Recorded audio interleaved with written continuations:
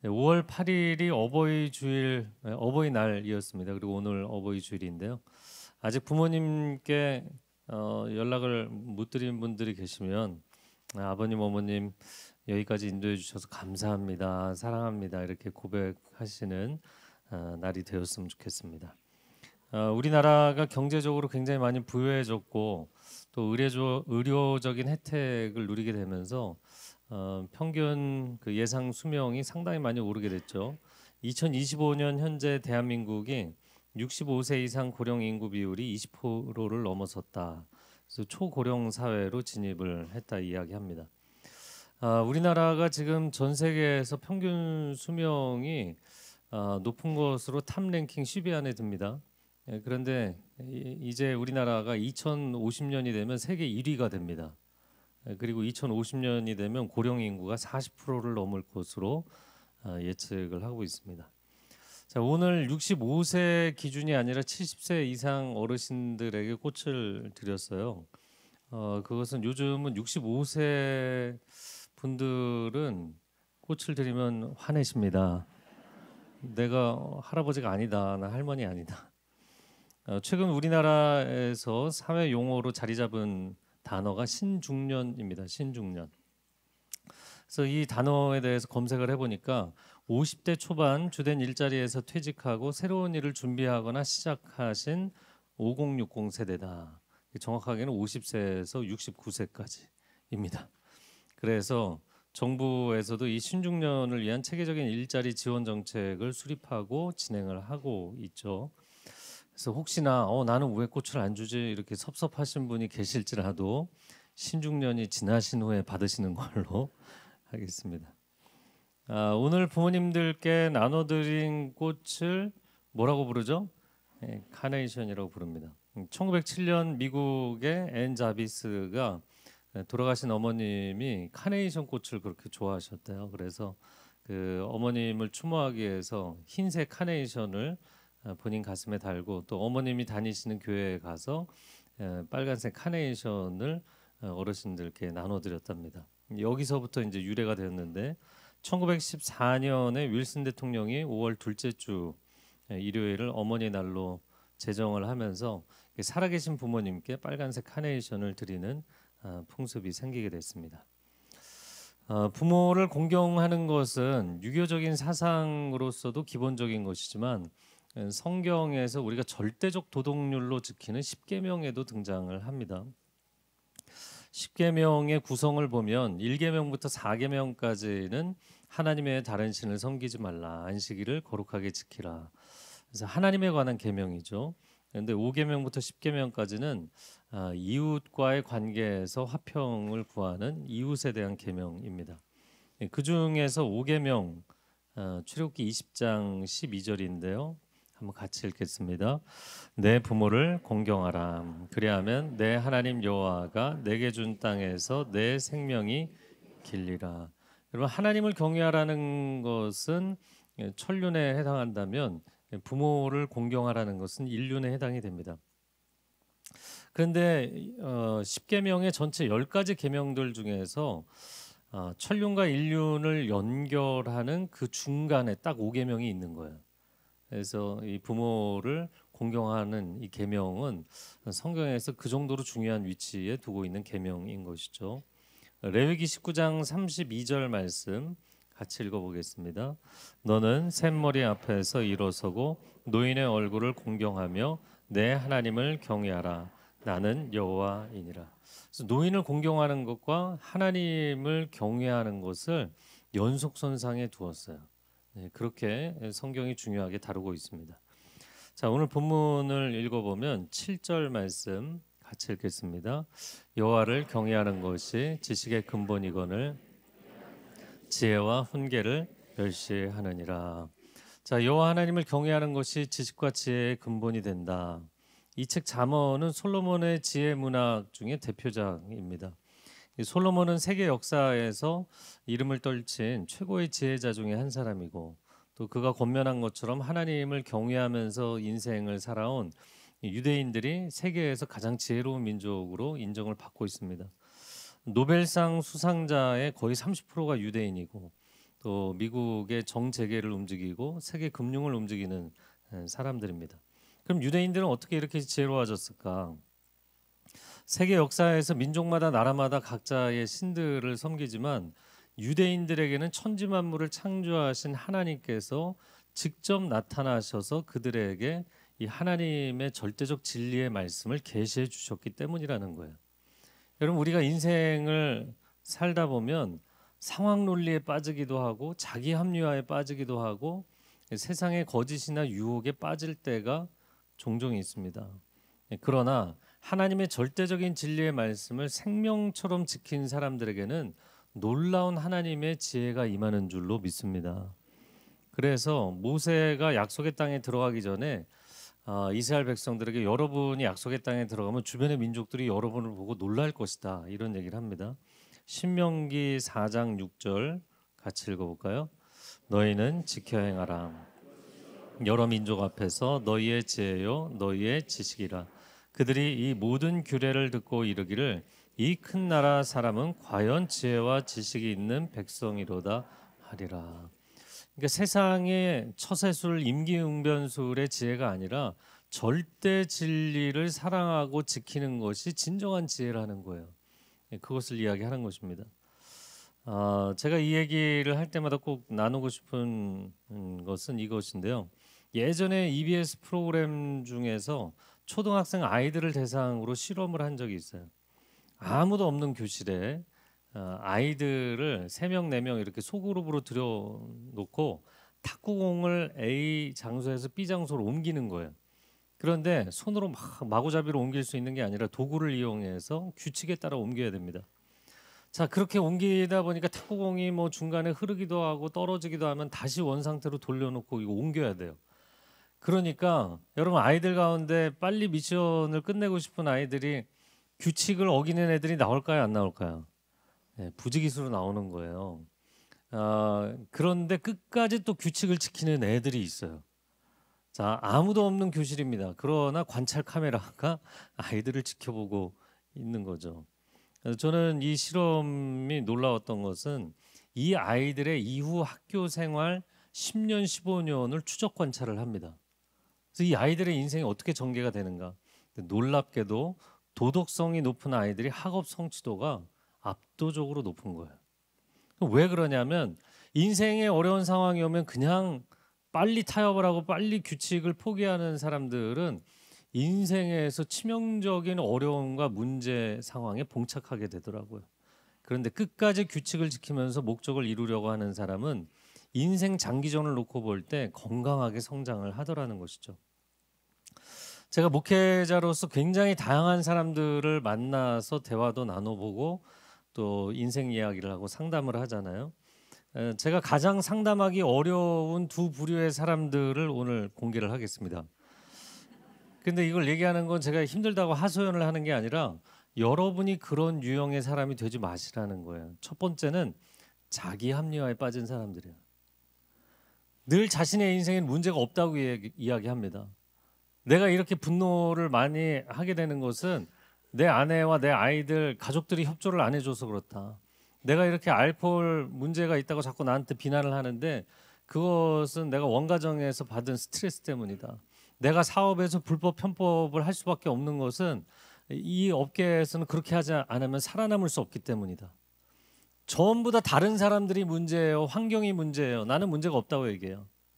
끊임없이 자기 합리화를 하는 사람들은 현실을 직시하지 못하고 문제를 인정하지 않기 때문에 문제에 대한 해답도 없는 거예요. 그래서 정신과 닥터들이 이야기하는 가장 고치기 힘든 정신질환이 뭔지 아세요? 이거는 뭐 조울증, 뭐 우울증, 불안증 여러 가지가 있지, 공황장애 여러 가지가 있지만 이런 것과 비교할 수 없이 압도적으로 고치기 어려운 넘버원은 망상장애입니다. 망상장애예요. 피해망상, 과대망상 이런 다양한 망상장애들이 있는데 이런 사람들은 일단 현실을 직시하지 못해요. 그리고 그 문제를 인지 왜곡을 하고 현실을 왜곡하는 거예요. 제가 이렇게 어른들을 보면서 이게 어른들만의 문제가 아니라 인간의 보편적인 문제라는 걸 알게 됐어요. 여러분, 우리가 아이들 키우다 보면 4살, 5살짜리 아이들 집안을 어지르고 동생 때리고 그러면 애를 세워놓고 혼냅니다. 너 잘못했지? 그러면요, 애가 거의 막 눈물을 터뜨릴 것 같이 나 잘못하지 않았어, 나 동생 때리지 않았어, 이렇게 거짓말을 해요. 너무나 뻔하게 부모가 알고 있는데 거짓말을 해요. 근데 심리학자들이 연구를 해보니까 이때 나이의 아이들은 자기가 거짓말을 하는 그 순간에 참말이라고 믿고 있대요.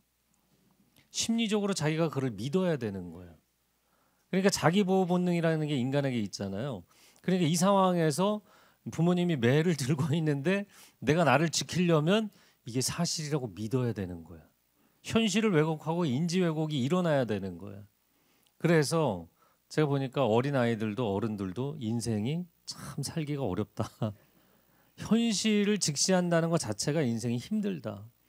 그리고 어려운 상황과 현실에 계속 오랫동안 노출되면 사람은 자꾸 이렇게 왜곡되는 현상을 일으키고, 그리고는 결국에는 문제를 파악하지 못하기 때문에 해답을 찾지 못하는 인생이 많아요. 그러다 보면 미로 안에 갇혀서 사는 거죠. 그래서 어린 아이들이 문제를 직시하고 해결하지 못하고 게임이라든지 엔터테인먼트, SNS 이런 걸로 해결하려고 합니다. 어른들은 어떤 거야? 술과 담배를 진통제 삼아서, 쾌락과 유흥을 마취제로 삼아서 그렇게 인생을 살려고 하는 것도 사실은 현실을 외면하고 싶은 마음이 인간에게 있기 때문이에요. 그런데 정말 정신적으로 건강한 사람들은 힘들 때 그냥 하나님 힘듭니다. 현실을 정직하게 시인하는 거예요. 인정하는 거예요.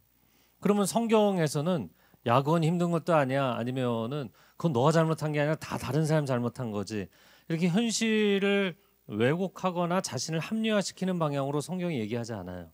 성경은 있는 그대로 우리의 문제점을 인정합니다. 그래, 너가 연약하지, 너의 상황이 절망적이지. 그런데 성경이 그러고 끝나는 게 아니라 항상 반전이 있어요. 그러나 하나님은 반드시 너를 지켜주신다. 하나님 반드시 너에게 승리를 주실 것이다. 아멘.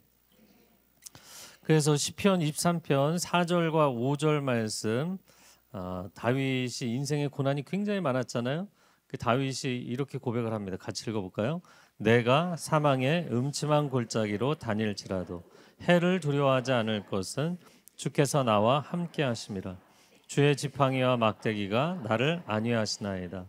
주께서 내 원수의 목전에서 내게 상을 차려주시고 기름을 내 머리에 부으셨으니 내 잔이 넘치나이다. 아멘. 그러니까 사망의 음침한 골짜기를 지나간다, 원수가 내 앞에 있다, 현실을 있는 그대로 인정합니다. 그러나 그것으로 끝나는 게 아니라 하나님이 나와 함께 하시기 때문에 나는 여기서도 해를 당하지 않을 것이고 여기서 승리하게 하실 것이다. 할렐루야. 그래서 하나님의 말씀을 보는 사람들이 지혜로워지는 것은 정직한 현실 인식을 하게 해주시고, 두 번째 담대한 도전 정신을 주시고, 세 번째 최후의 승리에 대한 확신을 주시기 때문이에요. 할렐루야. 저는 여러분이 하나님의 말씀을 사랑하고 이 말씀을 묵상하고 순종함으로써 삶의 지혜를 얻게 되기를 축복합니다. 자, 이어지는 8절과 9절 말씀 읽어보겠습니다. 내 아들아, 내 아비의 훈계를 들으며 내 어미의 법을 떠나지 말라. 이는 내 머리에 아름다운 관이요 내 목에 금사슬이니라. 자, 7절에 하나님을 경외하라고 했는데 이어지는 8절에 부모님 말씀을 경청하라는 거예요. 그럼 이 두 구절을 왜 연결했는가? 하나님 말씀을 경청하는 것이 지혜라고 했다가 이제는 부모님의 말씀을 경청하는 게 지혜라고 이야기합니다. 그 이유는 부모님의 입술에서 하나님의 말씀을 이야기하시기 때문이에요. 여러분, 때로 우리가 부모로서 인간적인 근심 걱정이 있으면 부정적인 얘기, 어리석은 얘기를 자녀들에게 할 때가 있나요, 없나요? 네, 있죠. 네, 그것도 많이 있죠. 그러나 부모가 하나님을 정말 신뢰하고 하나님 인격적으로 만나게 되면 자녀에게 어리석은 세상 이야기가 아니라 하나님의 지혜로 이야기를 해주게 된다는 거예요. 물론 인생을 막 달려가고 싶은 자녀들 입장에서는 이거 하지 마라, 저거 조심해라, 이게 다 듣기 싫은 잔소리잖아요.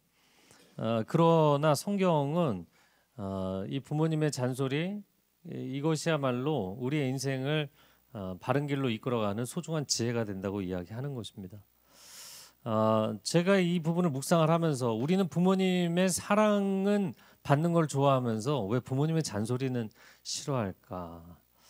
이거 좀 한참 묵상을 해봤어요. 어렸을 때 잔소리를 들었는데 내가 청년이 돼서도 중년이 돼서도 심지어 노년이 돼서도 부모님이 나에게 잔소리를 하시니까 듣기 싫어하는 거예요. 팔순 노모가 육순 아들이 외출하려고 하면 잔소리 하신다는 거잖아요.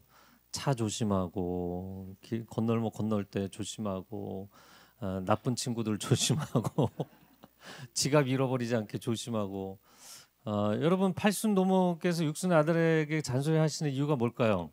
아들이 아무리 나이가 들어도 부모님과의 나이 차이는 한 살도 줄지 않아요. 그렇기 때문에 잔소리를 하시는 거예요. 자, 오랜만에 우리가 명절에 부모님 찾아가거나 아니면 고향에 계신 부모님에게 전화 걸어서 내가 이번에는 좀 예쁘게 말해야지 이렇게 마음에 다짐하고 또 다짐하는데 부모님의 익숙한 레파토리 이제 잔소리를 들으면 나도 짜증이 나고 화를 내고 나서 전화를 끊고는 후회하시는 분들이 참 많더라고요. 제가 청년 사역할 때 청년들이 그렇게 후회를 많이 하더라고요. 우린 도대체 왜 그래야 될까? 그래서 오늘 부모님의 말씀을 경청해야 되는 이유 두 가지를 알려드릴 테니까 기억하시면 좋겠어요. 자, 첫 번째, 부모님의 말씀은 내 인생에 무엇이 된다? 안전선이 된다. 여러분 지하철이나 기차를 탈 때 내가 아무리 빨리 타고 싶어도 안전선 안에 있어야 돼요? 아니면 밖에서도 돼요? 안전선 안에 있어야 되는 거예요. 내 인생의 자동차를 아무리 빨리 달리고 싶어도 가속 페달만 있고 브레이크 페달이 없다면 위험한 겁니다. 부모님이 내게 해주시는 말씀은 하나님이 내 인생에 허락하신 안전선이 된다는 건. 그래서 나는 막 달려가고 싶은데 이거 조심하면 좋겠다. 인간관계, 재정 문제, 가정을 소중히 여기는 것. 이렇게 계속해서 하시는 말씀이 나에게 브레이크를 거는 게 아니라 안전선을 제시해 주시는 것이다. 자, 두 번째, 부모님의 말씀은 나를 향한 무엇이기 때문이다?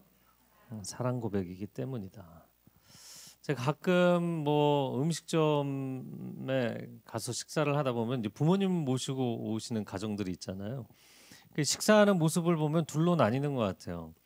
부모님이 이제 자녀에게 중요한 조언들을 해주셔도 그거 다 옛날 얘기지 요즘은 해당 안 된다. 그 쓸데없는 얘기. 그러면서 부모님 얘기해 주시는데도 다 쳐내는 잘나고 똑똑한 자식들이 있잖아요. 근데 부모님이 이런저런 걱정을 이야기하시면 네, 아버님 알겠습니다. 어머님 명심하겠습니다. 그 부모님의 마음을 잘 받아들이고 헤아리는 자녀들이 있더라고요. 물론 우리가 어렸을 적에 부모님이 엄한 분이셨거나 너무나 이제 강박적이거나 집착을 하시는 유형이었다. 그러면 인생을 독립하고 나서 이제 부모님하고 대면하는 게 마음 가운데 부담스러운 분들이 계세요. 그래서 저는 여러분이 신앙생활을 하면서 하나님을 잘 믿는 것도 중요하지만 제가 권면하고 싶은 것은 하나님의 진리 안에서 여러분의 마음이 자유해지시기를 축복합니다. 자유하셔야 돼요.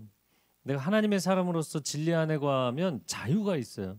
진리는 우리를 자유케 하시는 줄로 믿습니다. 근데 이 자유가 왜 중요하냐면 부모님과의 대화 가운데 부모님의 말씀 중에 내가 성인으로서 내가 크리스찬으로서 받아들일 수 있는 부분은 감사하게 받아들이면 되잖아요. 근데 의견이 다른 경우에 자꾸 다투고 부모님을 핀잔 주는 사람들이 있어요. 그건 좋지 않습니다.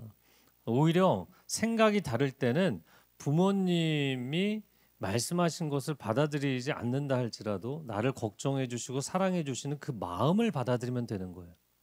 이해하셨어요? 그러면 부모님하고 싸울 일이 없습니다. 제가 청년 사역을 하면서 청년들에게 많이 당부했던 것이 부모님과의 관계가 어렸을 때 힘들었을지라도 관계를 절대로 절연하지 마라.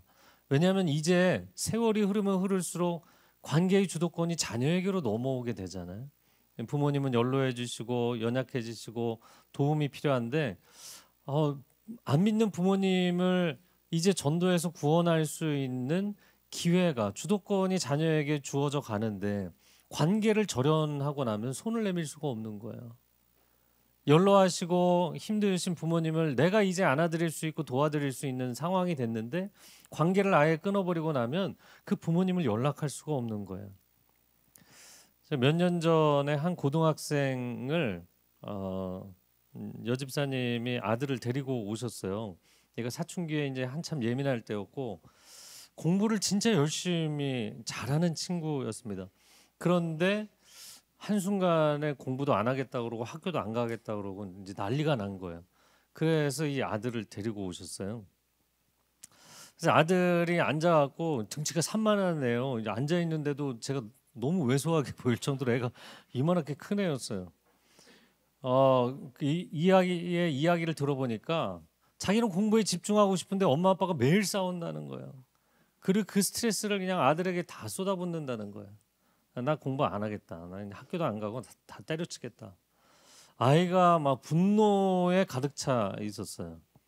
그러면서 이 아이가 하는 말이 내가 한 가지 하고 싶은 게 있다고. 뭘 하고 싶냐 그랬더니 부모를 죽이고 싶대요. 그 등치가 이만한 애가 그런 얘기를 하니까 제가 뭐라고 얘기하기도 그렇고 그래서 야, 얘는 뭐라고 얘기를 해야 되나. 그래서 제가 이렇게 질문을 했어요. 그래 그러면 너는 살고 싶니?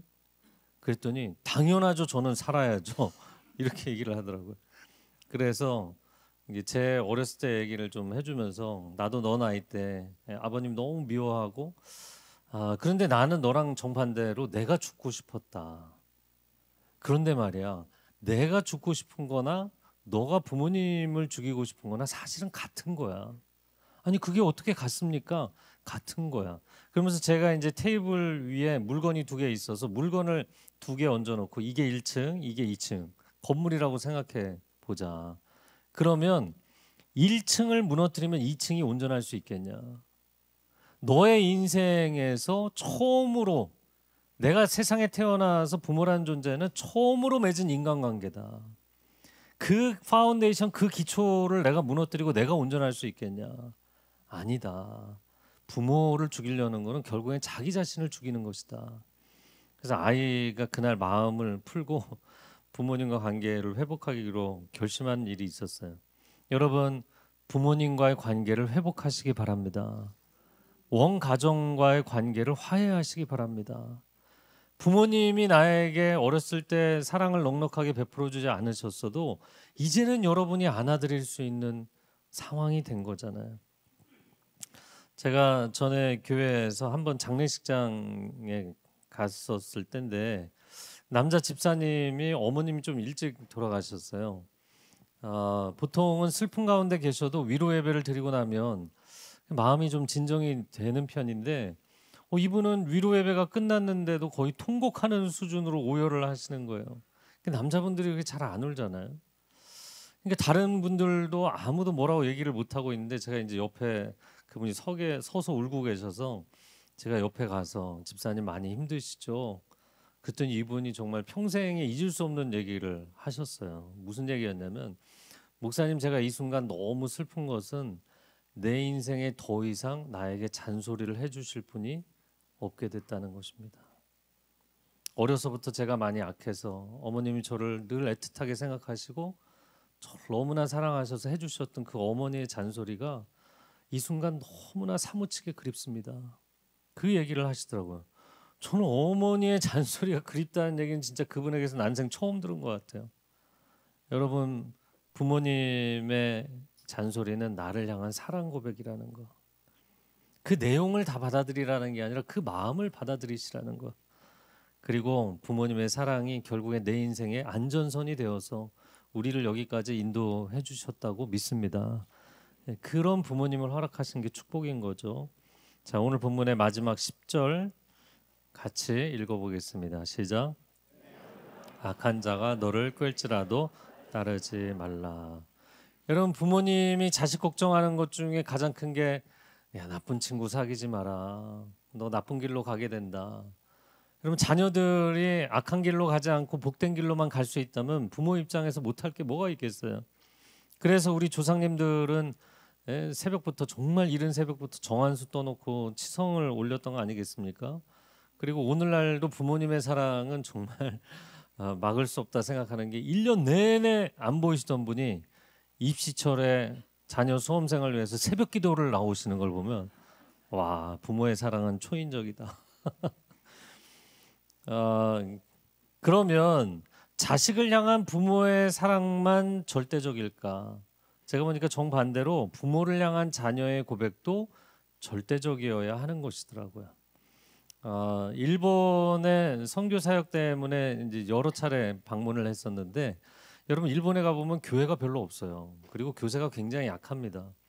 그런데 한 농촌 지역에서 교회를 엄청 부흥시키신 목사님이 계셔서 그분의 얘기를 듣고 깜짝 놀랐어요. 이분이 교회가 있고 교회 부설 유치원이 있는데 그 유치원 학부모들을 정기적으로 불러다가 신앙교육을 시키더라고요. 그래서 아이들뿐만 아니라 부모 가족들이 함께 교회를 나오게 돼서 교회가 부흥을 한 경우였어요. 그래서 그 얘기를 더 자세히 들어보니까 예의와 질서를 중시하는 일본 사회에서 유치원 아이들에게 부모님 공경해야 된다, 이 효사상을 가르치는 거예요. 그런데 이제 부모님을 공경해야 되는데 그 부모님을 낳아주신 부모님이 계시지 않냐. 그리고 그 부모님을 낳아주신 부모님 이렇게 계속 올라가다 보면 이 우리의 부모님 선조들을 창조하신, 세상에 보내주신 창조주 하나님을 경외해야 된다. 그래서 효사상에서 시작해서 창조주 신앙을 가르쳤더라고요. 그리고 어린아이들이 이러한 유치원 교육을 받고 나서 집에서의 행동하는 것이나 매너나 태도가 달라지고, 그러면서 온 가족이 교회를 나오게 되는 역사들이 일어났더라고요. C.H. 강이라는 학자가 창세기의 발견이라는 책을 썼습니다. 근데 이 책을 보면 굉장히 중요하게 알 수 있는 한 가지 사실이, 우리나라도 그렇고 중국도 그렇고 역사의 어느 시점부터 굉장히 많은 종류의 귀신들을 섬기는 문화, 샤머니즘 문화가 생겼잖아요. 그런데 원래는 유일신을 섬겼던 나라입니다. 중국의 은금 시대의 황제가 하늘의 상제, 단 한 분이신 신에게 올리는 기도문이에요. 이 기도문의 내용을 한번 보세요. 태고에 혼돈하고 공허하며 흑암만이 있었도다. 이 깊은 흑암 속에 형체도 소리도 없었도다. 오 거룩하신 주여, 당신의 주관 아래에서 만물이 유래되었나이다. 당신은 하늘도 만드셨고 땅도 만드셨고 사람도 만드셨나이다. 모든 것이 당신의 능력으로 말미암았나이다. 여러분 놀랍지 않나요? 이 내용이 뭐하고 똑같아요? 창세기 1장하고 똑같아요. 창세기 말씀에 보면 노아의 세 아들이 바벨탑 사건 이후에 그 후손들이 전 세계로 퍼지게 되죠. 이 시대에만 해도 유일하신 한 분 하나님을 믿는 신앙이 사람들에게 똑같이 있었던 거예요. 그것이 후대로 가면서 여러 신들을 믿는 샤머니즘으로 변질된 것입니다. 오늘날 종교 다원주의 시대에 모든 종교를 다 존중하라고 이야기를 하는데, 기독교만 유독 우리가 믿는 하나님만이 유일하신 하나님이다. 그러니까 타 종교에 있는 사람들이나 종교를 안 가진 사람들은 기독교인들을 너무 배타적인 거 아니냐, 이렇게 이야기를 합니다. 과연 그럴까? 제 오늘 메시지의 결론인데요. 나를 향한 부모님의 사랑이 절대적이잖아요. 그럼 왜 절대적이 되나요? 부모님은 그 한 분밖에 없기 때문이에요. 내가 그 부모님의 또 자녀이기 때문이에요. 그래서 절대적인 사랑이 부어지는 것입니다. 만약에 어떤 사람이 공부도 열심히 했어요, 뭐 사회에서 성공도 했어요, 부도 이루었어요, 사람들에게 존경을 받고 세상 많은 사람들에게 좋은 일을 많이 해요. 근데 자기 부모를 인정하지 않아요. 자기 부모를 사랑하지도 않고 공경하지 않아요. 그러면 그 사람이 세상에서 아무리 인생 성공해도 온전한 인생이라고 얘기해 줄 수 없는 겁니다. 이 부모님과의 관계는 배타적이고 절대적 관계인 거예요. 내 육신의 아버지가 단 한 분인 것처럼 내 영혼의 아버지 하나님도 단 한 분이십니다. 부모를 공경하는 것이 축복의 길인 것처럼 하나님을 경외하는 것이 축복의 길이라고 성경이 말씀합니다. 이 시간 함께 기도하겠습니다.